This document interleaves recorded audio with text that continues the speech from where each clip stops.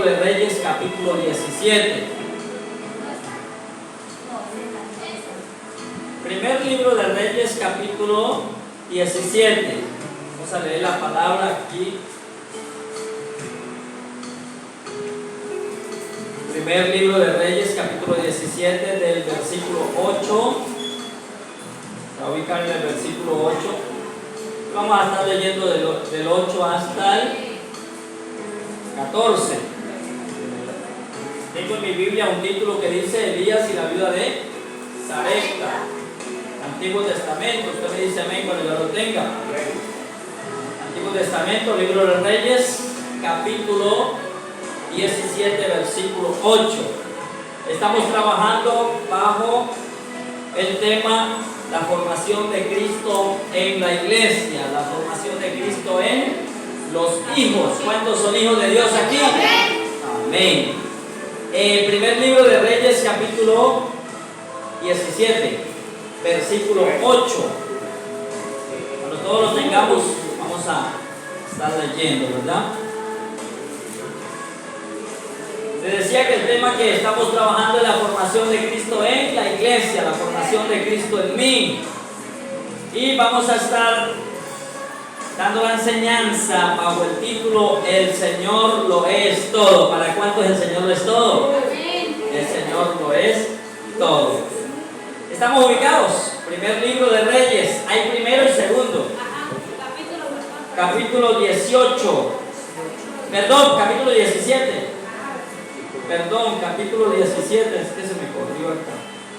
Versículo 8. Capítulo 17. Versículo 8. La viuda del Sarepta. ¿La tenemos? Sí. Dice la palabra. Vino luego a él palabra de Jehová diciendo: levántate, vete a Sarepta de Sidón y mora allí. He aquí yo he dado orden, allí hay una viuda, a una mujer viuda que te sustente. Entonces él se levantó y se fue a Sarepta. Y cuando llegó a la puerta de la ciudad, he aquí una mujer viuda que estaba allí recogiendo leña. Y él la llamó y le dijo: te ruego que me traigas un poco de agua en un vaso para que beba. Y yendo ella para traérsela, él la volvió a llamar y le dijo: te ruego que me traigas también un bocado de pan en tu mano. Ella respondió: vive Jehová tu Dios, que no tengo pan cocido, solamente un puñado de harina tengo en la tinaja y un poco de aceite en una vasija. Y ahora recogía 2 leños para entrar y preparárselo para mí, para mi hijo, para que lo comamos y nos dejemos morir. Elías le dijo: no tengas temor, ve, haz como has dicho, pero hazme a mí primero de ello una pequeña torta cocida debajo de la ceniza y tráemela, y después harás para ti y para tu hijo, porque Jehová Dios de Israel ha dicho así: la harina y la tinaja no escasearán, y el aceite de la vasija disminuirá hasta el día en que Jehová haga llover sobre la faz de la tierra. Amén.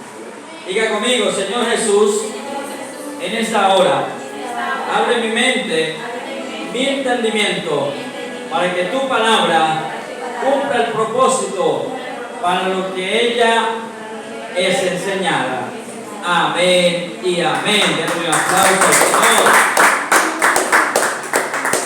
Vemos aquí una historia muy triste, ¿verdad? Lo que acabamos de leer es triste, ¿sí o no? Le dice: uy, ¿cómo así?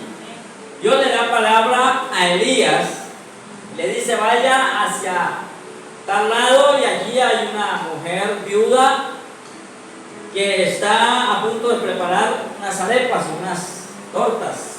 Vaya allá. Y Elías fue. ¿Cuál era el pensamiento de la mujer? Preparar las tortas, la arepita, darle a su hijo y echarse a ¿qué? A morir, ¿verdad? Una historia triste, ¿cierto? Vemos acá. Pero lo que el Señor toca, todo lo cambia. Ese era el pensamiento natural de esta mujer. Había sequía, no había alimentos y ella tenía una pequeña reserva a la cual iba a preparar para ella y para su hijo, y ya, eso era todo, echarse a morir. Les decía, el tema que vamos a trabajar hoy es: el Señor lo es todo. Amén. ¿Para cuántos el Señor lo es todo? Amén. Dios lo es todo. Si tenemos a Dios, somos, dice una canción de un cantante cristiano conocido: si yo tengo a Cristo, soy más que millonario, ¿verdad? Porque Él lo es todo. Él lo es todo en la vida. Durante un tiempo de hambruna, el profeta Elías visitó a una viuda que no tenía medios para darle de comer. Durante esta dificultad, la dificultad que estaba pasando esta mujer, tenía solamente la comida medida para ella y para su hijo. Pero el profeta llegó en ese tiempo, podemos decir, inafortunado según para ella, y llegó y le pidió primero que le hiciera ¿qué? Una tortica para el comerse, ¿verdad? A los ojos de la mujer era imposible, era difícil, porque todo estaba reservado para ellos. Pero al final accedió y preparó esa torta para el profeta. Entonces, número uno, vemos aquí al profeta Elías como proveedor, ¿verdad? Vemos al profeta Elías actuando como proveedor, proveyendo a esta mujer. Capítulo 1, ahí donde estamos, versículo 16, ¿qué dice? Ahí mismo, Primera de Reyes, capítulo 17, versículo 16. Dice: y la harina de la tinaja no escaseó, ni el aceite de la vasija menguó, conforme a la palabra que Jehová había dicho ¿a quién? A Elías. La mujer se fue, quizás desconfiando. Cualquiera desconfía, ¿verdad? Pero ¿quién es este man que viene aquí a decirme que me haga una torta a mí primero?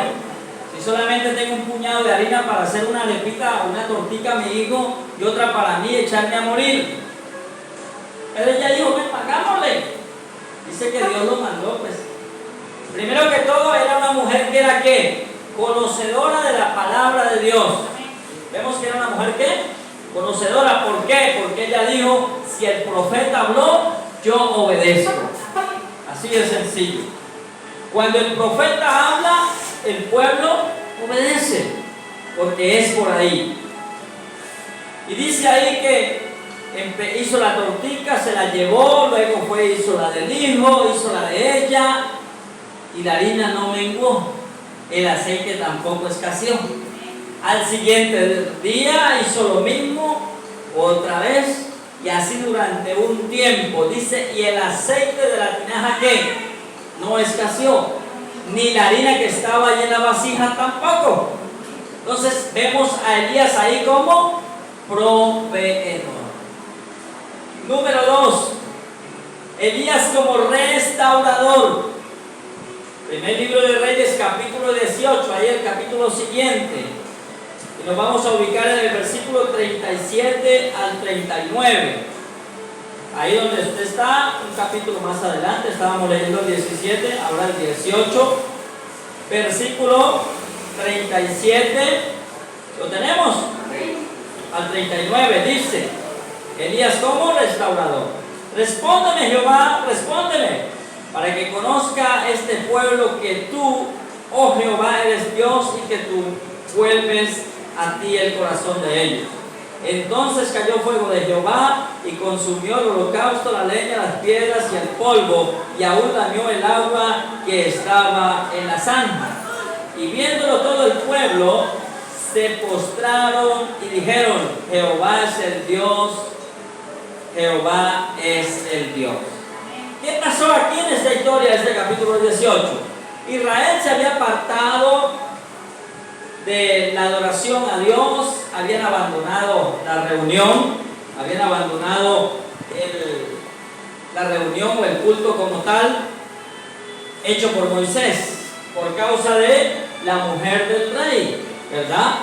Y ellos tenían muchos dioses y lugares altos, lugares paganos. Entonces estaban haciendo ¿qué? Culto a esculturas, a lugares altos, menos a Dios. Habían abandonado el altar del Señor. ¿Y qué pasó?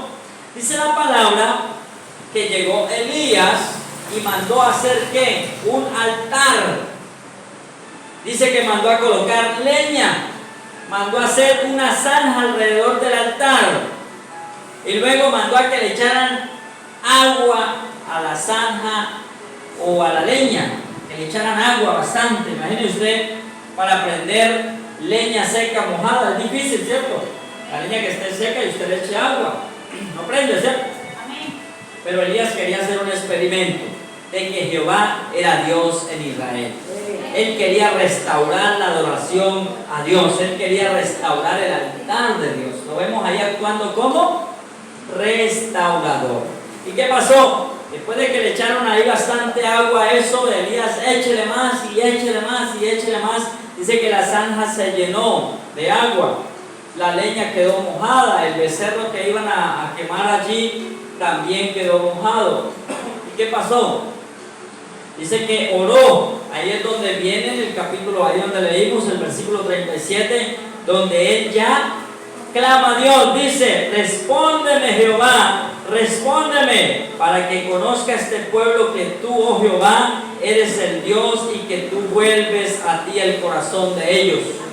¿Qué estaba pidiendo él? Que Dios trajera fuego y consumiera el holocausto que había en ese altar. Más adelante dice que no solamente consumió la leña, consumió el holocausto, sino que consumió el agua y consumió aún las piedras de donde estaba la leña y el holocausto. Consumió todo.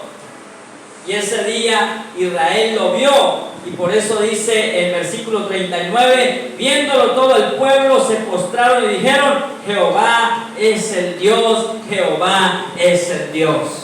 Vemos a Elías restaurando la adoración de Israel hacia Dios. Número 3, hemos visto al profeta Elías como proveedor, como restaurador, y número 3, como mediador. Elías como mediador. Un poquito más atrasito, primer libro de Reyes, capítulo 17, hay una hojita allá atrás donde estábamos leyendo antes. Versículo 1 y 3. Primer libro de Reyes, capítulo 17. Versículo 1 y del 1 al 3. ¿Lo tenemos? Dice la palabra: entonces Elías Tishbita, que era de los moradores de Galaad, dijo a Acab: vive Jehová Dios de Israel, en cuya presencia estoy, que no habrá lluvia ni rocío en estos años, sino por mi palabra. Y vino a él palabra de Jehová diciendo: apártate de aquí y vuélvete al oriente, y escóndete en el arroyo de Querid, que está frente al Jordán. ¿Qué hizo Elías acá? Le dijo a Dios: Señor, que no vuelva a llover sino por mi palabra. Y de verdad no volvió a llover. Y por eso fue que pasó todos esos acontecimientos que hemos estudiado. No volvió a llover. El profeta dijo: no volverá a llover sino por mi palabra. Entonces lo vemos actuando como mediador. Porque 3 años más adelante, 3 años y otro poquito más adelante, dice que él oró a Dios y volvió a llover. Llovió otra vez sobre Israel. Entonces vemos a Elías como mediador, ¿verdad? Lo vemos como mediador en el Antiguo Testamento o en el Antiguo Pacto.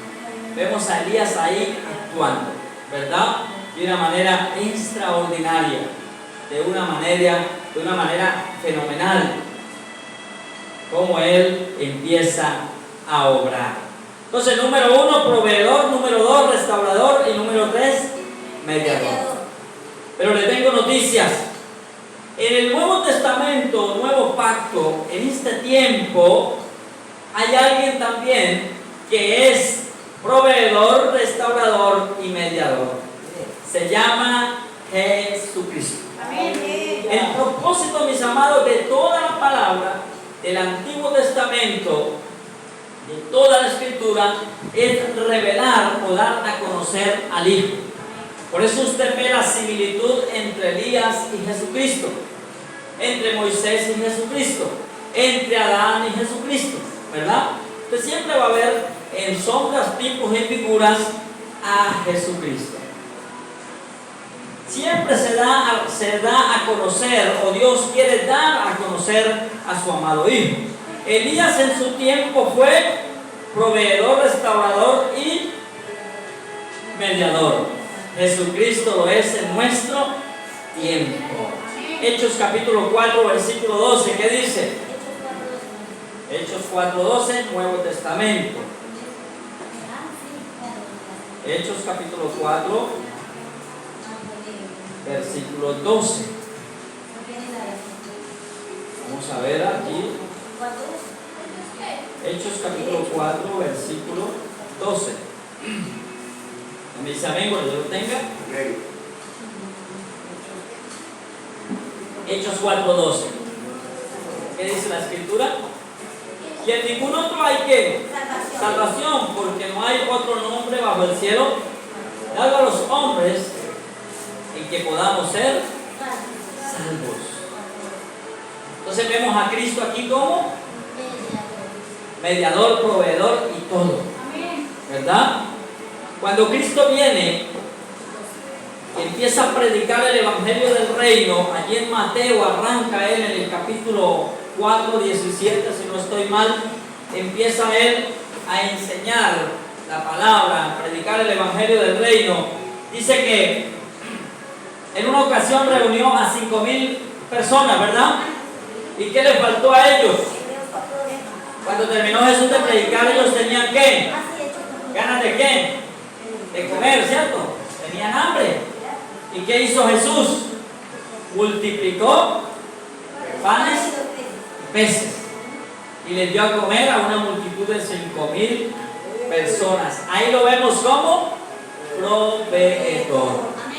Mis amados, Iglesia del Señor, Cristo es tú y mi proveedor. Él es quien nos provee, ¿verdad? Pero aquí donde leímos Hechos capítulo 4, versículo 12, dice que Él también es nuestro mediador, ¿verdad? Dice que no hay, dice en ningún otro hay salvación, porque no hay otro nombre bajo el cielo dado a los hombres en que podamos ser ¿qué? Salvos. No hay otro nombre, Jesucristo.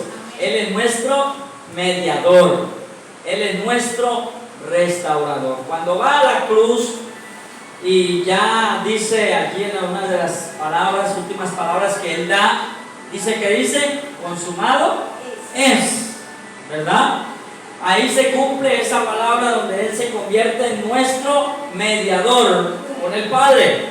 Consumado es. En otras palabras dijo, Señor, ya lo hice.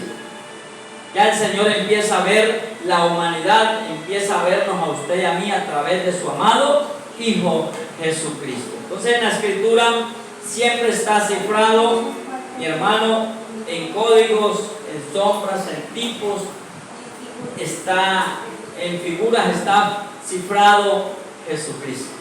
¿Por qué? Porque el propósito de Dios es dar a conocer a su amado Hijo, es darlo a conocer a Él, que usted y yo sepamos que aquel que nos habita, aquel que habita tu vida, el que habita mi vida, es mi proveedor por excelencia, es mi mediador.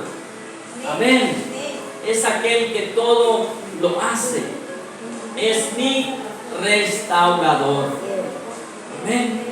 Él es nuestro restaurador. Él es quien restaura nuestra vida. Él es quien nos levanta. Él es el quien media ante el Padre. Es el que está ahí de intermedio. Amén. Para interceder por usted y por mí. El Espíritu Santo dice, intercede por nosotros con gemidos indecibles. Padre, Hijo y Espíritu Santo, obrando con un pensamiento, con una característica que es que el hombre tenga la imagen de Dios. Por eso cuando Él crea a Adán y crea a Eva, ¿cómo hizo? Pues, cuando crea a Adán, ¿qué dijo? A imagen de Dios lo hizo. A imagen de Dios lo creó. Por eso es que la Escritura dice por allá en el Nuevo Testamento, dice, a lo suyo vino, mas los suyos no le recibieron. Amén. Cuando dice a lo suyo vino, está hablando de que Él vino a restaurar esa imagen que el hombre perdió allá en el Edén. Cuando se comió la fruta que no se tenía que comer, unos dicen que fue una manzana, yo no sé, porque no estaba allá, ¿verdad? La Biblia habla de una fruta. Dios le dijo, coman de todos menos del que está en el centro, del árbol del bien y del mal. No van a comer de eso, coman de todos. Pero el hombre pues optó por comer y desobedecer a una orden de Dios. ¿Y cuál fue la consecuencia? Perdió esa imagen que Dios le había dado. Por eso tuvo que venir el Señor Jesucristo a pasar todo lo que pasó en la cruz y antes de la cruz, para que usted y yo a través de Él recuperemos esa imagen que hoy en día es recuperada a través de Jesucristo.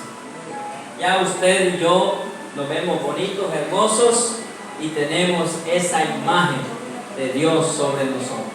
Porque dijo el apóstol Pablo, mas no vivo yo, mas vive Cristo en mí. Lo que vivo lo vivo conforme al Hijo de Dios, parafraseando el versículo. Ya no vivo yo, decía el apóstol Pablo. Yo quisiera vivir, pero no soy yo, es Cristo en mí. Y por eso es que ya hago cosas que agradan a Dios. Esa naturaleza de Dios me habita, y la naturaleza de Dios no sabe pecar. ¿Usted está de acuerdo conmigo? Dios no sabe pecar, y esa naturaleza a través del Hijo me habita, ¿verdad? Por eso yo también tengo que procurar no saber pecar. ¿Por qué? Porque si peco es porque me falta esa naturaleza. Esa naturaleza que me habita no me permite pecar, no sabe pecar. Amén. Que es la naturaleza del Hijo de Dios. Por eso Pablo dice que a él lo encadenaron y lo llevaron en cadenas. Dice, yo preso en cadenas. Lo llevaron a Roma, lo exhibieron por una calle que se llamaba La Derecha, creo que eso, no estoy mal, donde exhibían a todos los cautivos, a todos los pueblos que los romanos conquistaban. Llevaban a sus reyes y sus personajes más importantes encadenados y los pasaban por esa calle. Y todos los romanos salían a chismosear qué tipo de gente traían y qué pueblo era el que había sido cautivo. Y el apóstol Pablo fue también tomado cautivo y llevado, encadenado de pies y manos. Pero él decía, excepto por estas cadenas, pero yo soy libre en Cristo Jesús. Él declaraba, en Cristo Jesús yo soy libre. Tremendo. Porque el apóstol Pablo decía también que hay que ser fieles a aquel que te tomó por soldado. Cristo nos tomó por soldados. En otras palabras, somos cautivos de Jesucristo y somos exhibidos por Él. Por eso es que todo el mundo nos echa el ojo. Eso que es evangélico. Eso que va a la iglesia. ¿Sí o no? ¿Qué le ha pasado eso? ¿Por qué nos echan el ojo? Porque fuimos cautivos por Jesucristo. Amén. Fuimos libertados del mundo, del sistema, pero cautivos por Él. ¿Y a cuánto le gusta ser cautivos de Jesucristo? Amén. Cautivos por su amor, por su gracia, por su salvación y por todo lo que Él nos da. Amén. Entonces, vemos que Jesucristo también es ¿qué? Restaurador, proveedor y mediador. Mis amados, ¿de qué tenemos necesidad? Cuando usted tenga una falencia, cuando usted tenga una necesidad económica, no sé, cualquier necesidad que sea, acude a Él, porque Él es tu proveedor. Él es el Jehová Jireh, que provee todas las cosas. Amén. Dice que Abraham tomó a su hijo y lo llevó ¿para qué? Para sacrificarlo, porque Dios le dijo, dame a tu hijo. Sé que usted le dijo, se pasaba en el Antiguo Testamento. ¿Y qué pasó? El muchacho ya de edad ya entendía. Él preguntó: papá, llevamos la leña, llevamos la candela, pero no veo yo el sacrificio. Y Abraham se le hacía loco, le decía: no, pues hijo, ay, Dios proveerá, le decía. Dios proveerá. Y llegó el tiempo en que armó el fuego en la fogata, armó el altar, y amarró al niño y alzó la mano, alcanzó para que lo iba a desgollar, porque la orden de Dios era esa, que le diera a su hijo. Y cuando él levantó la mano, dice que un ángel del cielo dijo: detente, no vayas a herir a tu hijo, porque yo conozco tu corazón. Dice que volvió a mirar así, hay un carnero, y lo enredado en una encina, lo tomaron, lo pusieron en sacrificio y ofrecieron sacrificio a Dios ese día. Por eso se conoce como Jehová Jireh, Jehová proveedor. Amén. Y ese Dios proveedor es el que nos habita, es el que seguimos, es el que nos tiene ahí agarrados por su palabra. Amén. Un Dios proveedor por excelencia. Así que cuando venga la prueba, la dificultad, usted no dude, usted crea que Dios lo puede hacer. Amén. Porque Él es el que hace todas las cosas. Él es el que nos ayuda. Él es nuestro proveedor por excelencia. ¿Cuántos lo creen? Amén. Él es tú y mi proveedor por excelencia. ¿Por qué? Porque nos ama. Porque nos ama. Él nos provee. Él nos da lo que nosotros necesitamos. Dice la palabra que si nosotros, siendo malos, le damos buenas dádivas a nuestros hijos. Muchas veces lo he dicho yo acá y lo dice la palabra. Cuando mi hijo Benjamín viene y me dice: se me acabó tal cosa, papá, y ya no dice más nada, se me acabaron los borradores, ¿yo qué tengo que hacer? Pues traérselos, ¿qué más? No pregunta de a dónde van a salir. Papá, se me acabó el cuaderno, papá, se me acabaron los zapatos. ¿Qué tiene que hacer usted como padre? Conseguirlos, ¿sí o no? Y usted los consigue. Entonces, por eso dice la palabra: si nosotros, siendo malos, le damos buenas dádivas a nuestros hijos, ¿cuánto más nuestro Padre Celestial les dará a sus hijos todo lo que le pidan? Así que todo lo que usted le pida al Señor, que esté bajo la cobertura del propósito, Él lo hace. ¿Por qué? Porque nos ama. Amén. Dios te ama y quiere que usted tenga una vida abundante en Él, en Cristo, en bendición. Por último, hoy es el día que hizo el Señor para expresar a través de nosotros su naturaleza. Amén. Esa naturaleza Zoé. El Zoé en el griego significa la naturaleza de Dios. Amén. La naturaleza de Dios en mí. Ya usted no tiene esa naturaleza que recibió de sus padres. Usted tiene la naturaleza de Dios. Así que dejémonos moldear por esa naturaleza de Dios en nuestra vida. Que en nosotros no sobresalga el viejo hombre, sino que sobresalga el nuevo hombre. ¿Según quién? Según Dios, según Jesucristo. Y el propósito del Señor es revelar a su Hijo en cada uno de nosotros. Ese es el propósito eterno de Dios. En toda la palabra de Dios usted lee, usted busca, y cada vez que usted lea la palabra, usted diga: ¿dónde veo a Jesucristo acá? ¿Dónde veo a Jesucristo por allí? Y usted empieza a ver de que Jesucristo está en toda la palabra. Dios manda a Moisés, el pueblo tenía sed, ¿sí o no? En el desierto. Y estaban renegando: no, en Egipto teníamos agua, teníamos... Bueno, Dios le dice a Moisés: toma la vara y vaya y golpee y háblele a la roca para que haya agua. ¿Verdad? ¿Háblele a qué? A una roca. Había una roca ahí, dijo: vaya, háblele a la roca que le agua. Pero él, ¿qué hizo? Él agarró y la golpeó. Dios le dijo que le hablara. ¿A dónde vemos a Jesucristo ahí? ¿Dónde lo vería usted? En el Antiguo Testamento, en ese pasaje. ¿Usted qué me dice? La vara. ¿Qué opina? ¿Qué otra opción? A ver, hermano Miguel. ¿Dónde ve usted a Jesucristo ahí? Vemos a Moisés, vemos una vara y vemos una roca. ¿Dónde está Jesucristo? En la roca. Dice que Cristo es la roca desechada por los edificadores. Amén. Entonces usted ve ahí en el Antiguo Testamento a Jesucristo Cristo representado en la roca, pero también en Moisés está representado como guiador del pueblo y como profeta. Amén, como profeta también está representado. Y la vara también, porque la vara es el callado. Es el callado que me infunde aliento. Adereza mesa, ¿verdad? Entonces vemos a Cristo en sombras, tipos y figuras. Esto es extraordinario, hermano. Usted empieza a leer la palabra y empieza a pedir a Dios. Por eso dice en Efesios que le pidamos a Dios entendimiento para el conocimiento de Él, ¿verdad? Usted empieza a leer la palabra y cuando usted vea la roca y usted vea sobre alguna roca en la palabra del Antiguo Testamento, diga Jesucristo.